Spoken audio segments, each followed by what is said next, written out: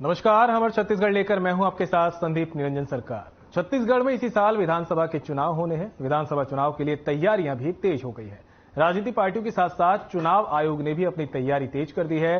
सियासी गलियारों में हर विधानसभा सीट को लेकर सिलसिलेवार तरीके से रणनीति तैयार की जा रही है। वहीं सरकार प्रदेश की हर विधानसभा सीट पर नजर बनाए हुए है। देखिए, जैसे जैसे दिन बीत रहे हैं, छत्तीसगढ़ में विधानसभा चुनाव का वक्त नजदीक आता जा रहा है।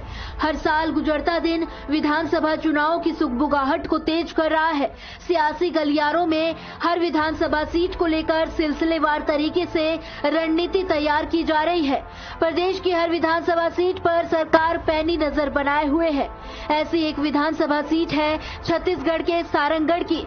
वैसे तो ये सीट राजाओं महाराजाओं के जमाने की है, क्योंकि इस सीट पर आजादी के बाद साल 1951 में पहली बार चुनाव हुआ था और पहली बार यहां राजा नरेश चंद्र सिंह और वेदराम को विधायक चुना गया। कहने को तो दोनों अपनी अपनी जगह पर ठीक हैं, परंतु अभी चुनाव घोषणा पत्र बीजेपी का नहीं आया है। आने के बाद पता चलेगा कि क्या होगा क्या नहीं होगा। दोनों पार्टी का जो है अभी चुनाव का सूची जारी नहीं किया गया है। हाँ, सूची होने के बाद प्रत्याशियों को भी देखकर कुछ मतदान किया जाता है और कुछ प्रत्याशी को देखकर होता है और कुछ घोषणा पत्र को देख के होता है। कुछ वर्तमान के कार्यकर्ताओं को भी देखा जाता है कि उनके पार्टी के कार्यकर्ता कैसे हैं, विधायक इस क्षेत्र में क्या कार्य की है क्या नहीं की है। जी, हम जानना चाहेंगे, प्रधानमंत्री मोदी जी सच बोलते हैं या भूपेश बघेल जो है छत्तीसगढ़ के मुख्यमंत्री सच बोलते हैं? वैसे दोनों अपने अपनी जगह में काफी लोकप्रिय हैं। प्रधानमंत्री के हैसियत से माननीय मोदी जी काफी लोकप्रिय हैं देश विदेश में। ठीक उसी प्रकार प्रदेश के हर जिले के हिसाब से देखेंगे तो भूपेश बघेल भी काफी लोकप्रिय हैं छत्तीसगढ़ में। जी, छत्तीसगढ़ के जनताओं में क्या मन है, किसकी सरकार जो है इस बार छत्तीसगढ़ में बनेगी आपके हिसाब से बताएंगे? हमारे हिसाब से तो सरकार दोनों ही ठीक है, पर कार्यकर्ता और प्रत्याशी के ऊपर भी कुछ डिपेंड करेगा। अभी घोषणा पत्र आने के बाद पता नहीं किसकी घोषणा पत्र में क्या है, ये देखकर ही वोट दिया जाएगा। और ऐसा लग रहा है कि दोनों की घोषणा पत्र में कोई कमी नहीं रहेगी जनता के प्रति। बढ़ती महंगाई को लेकर के क्या बोलना चाहेंगे? महंगाई तो बढ़ेगी ही, क्योंकि जनसंख्या वृद्धि हो रहा है और हर चीज की महंगाई तो बढ़ेगी ही। वो इसको कोई सरकार नहीं रोक सकेगा, चाहे वो कांग्रेस हो चाहे बीजेपी हो।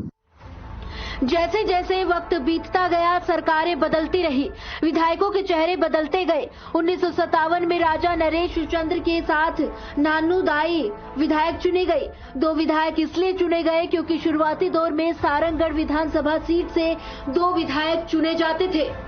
अभी हमारे साथ मौजूद हैं सरिया मंडल भाजयुमो के अध्यक्ष। तो आइए जानते हैं उनसे कि किस प्रकार से भाजपा की रणनीति तैयार की गई है। जी, आपका परिचय बताएंगे? मेरा नाम राजकिशोर पानीग्राही है, मैं अध्यक्ष भारतीय जनता युवा मोर्चा सरिया। जी, भाजपा ने अभी जो है संभावित सूची जारी की थी जिसको लेकर के बवाल मचा है, इस पर क्या कहेंगे?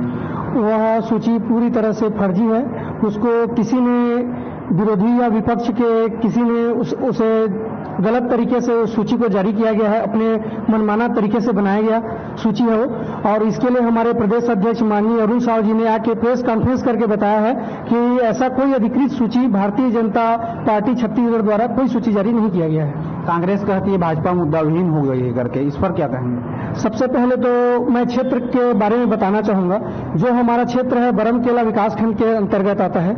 इसके लिए जो भूपेश बघेल ने कहा था कि आपको जिस जिले में रहना है उस जिले पे आप रह सकते हो। सबसे पहला मुद्दा तो है जिला का, जिसे भूपेश बघेल द्वारा, प्रकाश नायक द्वारा, हमारे विधायक द्वारा पूरी तरह से जनताओं को ठगा गया है। और मैं आपको बताना चाहूंगा कि 228 गांव, 96 ग्राम पंचायत, 2 नगर पंचायत, 1 जनपद पंचायत, इन सभी के द्वारा प्रस्ताव पारित किया गया था कि हमको किसी को भी सारंगगढ़ जिले में, बिलाईगढ़ जिले में नहीं रहना है, जिसको पूरी तरह से भूपेश बघेल द्वारा नकारा गया है। पूरे जनताओं को यहाँ का ठगा गया है। ये पहला मुद्दा। और दूसरा मुद्दा ये है, बोलते हैं कि मुद्दा भी है, वो बताएं हमें कांग्रेस पार्टी या भूपेश बघेल ये बताएं कि धरातल पे कौन सा ऐसा कार्य है जो छत्तीसगढ़ के द्वारा किया गया है, छत्तीसगढ़ सरकार द्वारा किया गया है। जो भी कार्य होते हैं सब केंद्र के पैसे से होते हैं, चाहे वो नल जल योजना हो, चाहे वो प्रधानमंत्री ग्राम सड़क योजना हो, चाहे वो प्रधानमंत्री आवास का योजना हो, चाहे वो डीएमएफ फंड का योजना है। इतनी ही योजनाएं सिर्फ चल रही हैं छत्तीसगढ़ में जो पूरी से पूरी तरह से केंद्र सरकार द्वारा पैसे द्वारा दिया गया हो, चाहे वो मनरेगा का काम हो। और यहाँ के विधायक जो हैं, ये विधायक लोग सिर्फ आके भूमि पूजन करके अपना श्रेय लेना चाहते हैं, अपना वाहवाही लूटना चाहते हैं। जो जनता आजकल की जागरूक है वो जानती है कि कौन सा काम केंद्र सरकार का है, कौन सा काम राज्य सरकार का है। फिर आया साल 1962 जब सारंगगढ़ में एक विधायक चुना गया। कांग्रेस ने पूर्व विधायक नानू दाई पर भरोसा जताया और चुनावी मैदान में उतारा। इस चुनाव में नानू दाई ने निर्दलीय प्रत्याशी भगत राम को 1931 वोट से हराया। वर्तमान में यहाँ की विधायक कांग्रेस की उत्तरी गणपत मनहर है, जिन्होंने 2018 के चुनाव में केराबाई मनहर को 52,379 वोट से हराया था। विधानसभा चुनाव से पहले विधायक उत्तरी गणपत मनहर लगातार सारंगगढ़ में विकास कार्यों की सौगात दे रही है, क्योंकि चुनाव है और चुनाव जीतने के लिए काम तो करना ही पड़ेगा। Bureau report. अभी हमारे साथ मौजूद हैं सारंगगढ़ विधानसभा के कोठीखोल क्षेत्र के एक किसान जो अपेक्स बैंक पैसा निकालने आए थे। तो आइए जानते हैं उनसे, राजनीतिक मुद्दों पर बात करते हैं कि कैसा आप उनके क्षेत्र में विकास कार्य हो रहा है। जी, आपका परिचय बताएंगे। मैं नारायण साहू दुलोपाली। क्या करते हैं आप? मैं खेती किसानी करता हूँ। आपका क्षेत्र जो है वनांचल क्षेत्र है और सारंगगढ़ विधानसभा के लास्ट छोर कोठीखोल क्षेत्र में आता है। तो सारंगगढ़ विधानसभा के लास्ट छोर होने के नाते आपके क्षेत्र में विकास की कार्य जो है कैसा किया जा रहा है, बताएंगे। विकास के कार्य तो सर भाजपा सरकार से बेहतर काम हो रहा है जी, और बहुत सारे निर्माण कार्य हो रहा है और जो भी कार्य हो रहा है वो संतोषजनक कार्य हो रहा है जी। आप यहाँ अपेक्स बैंक पैसा निकालने के लिए आए थे, किसी प्रकार का यहाँ कुछ दिक्कत या उतना दूर से आए हैं तो कुछ समस्या होगा तो बताएंगे। हाँ, समस्या तो है सर अपेक्स बैंक पैसा निकालने आने में, क्योंकि आने जाने के हमसे गांव से मुख्यालय की दूरी 20 किलोमीटर है, प्लस जंगल की रास्ता है। यहाँ से पैसा वैसा निकाल के जाते रहते, जंगल में कई प्रकार की लूटपाट जी, अनेक तरह का किसान को हमको भय लगता है जी। अभी पैसा ले जैसे अभी पैसा निकाल के जा रहा हूँ घर, मेरे को अपने आप को डर लग रहा है कहीं रास्ते में कहीं कोई लूट नहीं हो जाए, कोई पुट नहीं हो जाए, क्योंकि जंगल क्षेत्र है।